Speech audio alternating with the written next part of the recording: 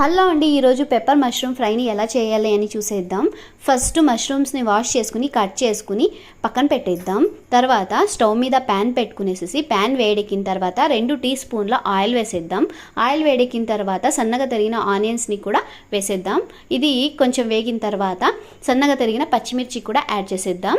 తర్వాత సన్నగా తరిగిన కరివేపాకుని కూడా యాడ్ చేసేద్దాం. ఇది కూడా బాగా వేగిన తర్వాత ఒక 1/2 టీ స్పూన్ పసుపు, రుచికి సరిపడే సాల్ట్ వేసేసుకుని బాగా కలిపేసుకుందాం. తర్వాత వాష్ చేసి పెట్టుకున్న మష్రూమ్స్ని కూడా యాడ్ చేసేద్దాం. బాగా మిక్స్ అయ్యే వరకు కలిపేసుకుందాం.